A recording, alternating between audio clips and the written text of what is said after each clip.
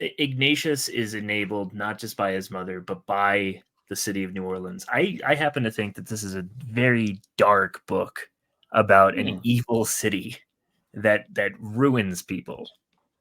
That Ignatius, that he's cast into the role of eccentric, and everybody else around him, rather than pushing back, rather than somebody saying, "Hey, get your shit together," enable him to what's that Simpsons meme? Say the line, Bart. Yeah. And it, I mean, yeah, you see everything that comes out of New Orleans, and again, it's not a city that I'm super familiar with, but just everything that you hear about what is essentially Sin City 2, let's say. Ignatius is compelled by his surroundings to be as eccentric as possible, just like everybody else is, and they're all kind of bumping into each other in their eccentricities, but also trying not to bother one another. Because if you know, and Sandbach pointed this out to me when I talked to him, if you notice in the dialogue, nobody talks to another person. They just kind of have, it's like they have a pull string on the back for each conversation. And all the conversation in the book is filtered through what they want out of it. And I can go into a little bit more detail, but do you pick up what I'm saying? I do. Yeah. I mean, I think to a certain extent, knowing or sensing like what type of writer Toole is, I suspect he comes into like scenes with like kind of like really like preconceived ideas of what the characters are thinking, which kind of leads itself to, less fluid dialogue and more just kind of like you know um like if you kind of like go into a scene knowing what one character thinks and not really getting into the mind of the other character as much, the dialogue is maybe going to be a little more one-sided and kind of declaratory and responsive. I don't think that's the case so much. I think that he understands all the characters very well, and he's almost keeping them each one of them in their own box, right? He's put blinders on each character. So sure. Ignatius is only going to talk about what he wants, right? And his mother is only going to talk about what she wants, and they don't their conversations don't gel like a normal conversation does. They're kind of just playing parts. So Ignatius is his, whatever character Ignatius is, that's him. And then you have the bereaved widow, Mrs. Riley, who has this son that she can't stand, and that, oh, woe is me kind of life, right? Yeah. And she's just playing out that character in every single scene. Then you have Mancuso, who's like the down and out sort of police officer, and he's just,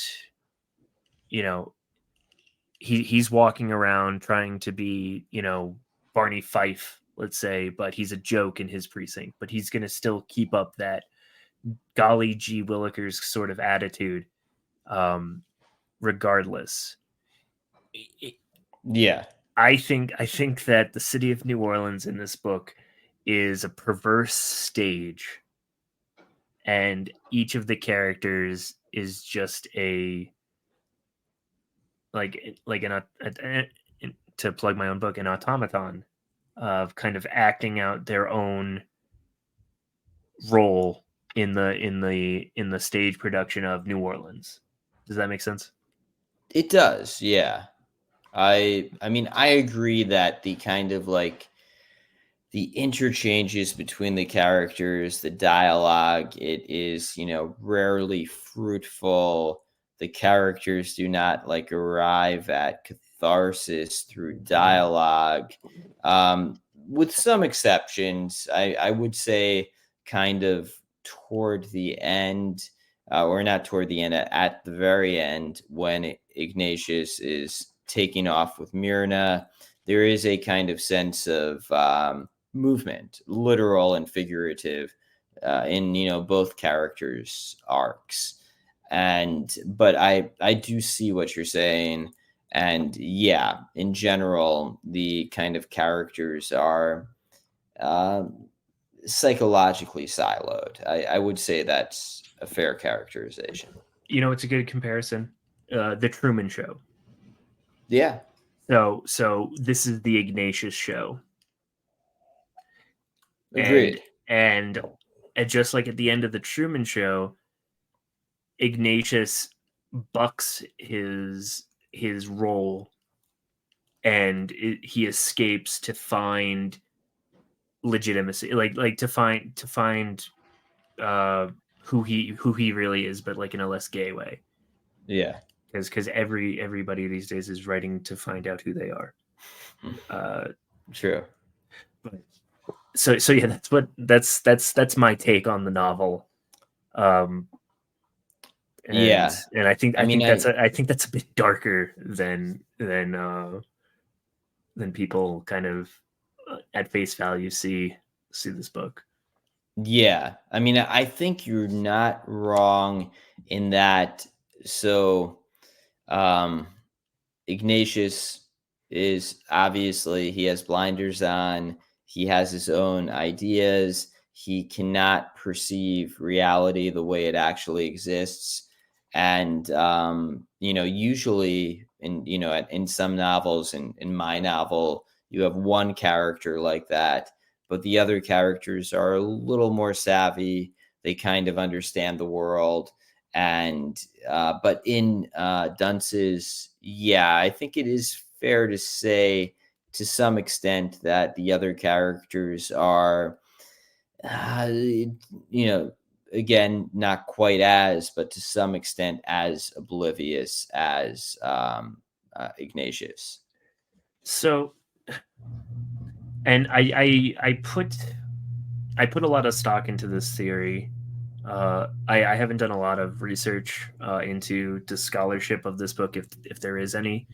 But you notice that in all of the letters, well, not all, but many of the letters that he sends to Myrna, he signs it. In one particular one, he signs it, "Until later, Gary, your militant working boy." He's signing off as a character. He understands that he's playing a role, more or less. And you know what? His mother wants to put him in an insane asylum, so it could be that this is all colored by, maybe he deserves to be in an insane asylum, and this is all colored by Ignatius's mental illness. And he of course sees Fortuna as an actual, he actually sees people as marionettes on strings, and Fortuna is working them out. And he kind of, maybe he sees himself as a character in a play or in a book. And of course nobody else does. And all his interactions are just colored by this idea in his head that he is just a slave to fate itself. And he sees everybody else as a slave to fate. That's a new thought I just had. So not completely borne out, but I think it's at least interesting. Yeah. I mean, I think, Ignatius's philosophy is, not entirely coherent, but what is, certainly relevant is his way of looking at the world colors and forecloses other interpretations. So yeah, I mean, like the reality of his like leading the crusade for Moorish dignity at the pants factory, it's obvious to anyone that like what he is doing is destructive. It is, attempting to kind of aggrandize himself at the expense of the functioning of the company, with no real benefit to the people who he claims to like be, trying to benefit. But in his own mind, this, he's created rationales and reasons that make this work. So I would say Ignatius is probably the prime offender in this regard. He is the one who is, maybe the most detached from reality. But, certainly you do have others like his mother, obviously, is, somewhat, I mean, she is, grounded in reality enough to understand that her son has serious issues. But, I mean, I don't think she has the social intelligence or what have you to understand exactly what those issues are and what needs to be done. But, well, maybe that's too much to ask for, anyone. If you have an Ignatius, he's a hard figure to figure out. I think, okay, so I think the only person that is in touch with reality in the whole novel is Jones, who is the sort of Sure, I could see that. he's the porter at the Night of Joy. He Yeah, is, this just kind of down on his luck black guy in New Orleans, and his only ambition in life at this point is he just doesn't want to be bothered by the police, right? yeah, So he tries to stay out of trouble. He tries to, keep to himself as much as he can. And if he sees an opportunity to forward the goal of not being bothered by the police, he will take it, to comedic effect later in the novel when he sells out his boss, Lana Lee, the pornographer and manager of the bar. yeah. Uh, I think he's the only one who's in touch with reality, and he's kind of just sitting there like these crazy whites are living in La La Land, and I hate Yeah, to inject sort of modern yeah. thoughts on this, but I think that is I'm wondering if Toole does this intentionally, and if he's trying to say something about race in America. I Because mean, I don't think so if I think the seeds are there, but I think it does take some reach to get there. If I'm making sense. interestingly enough, his first novel, only other novel, which he wrote in high school, which was, I believe, also posthumously published, The Neon Bible. It's much more straightforwardly progressive. He's kind of criticizing the prejudices of small town white America.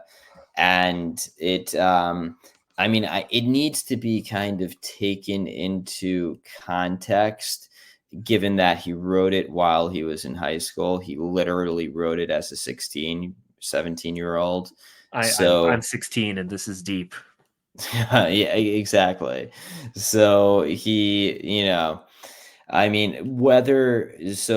Dunces was written probably in his mid to late 20s. He presumably had evolved somewhat considerably by then. He had lived in New York.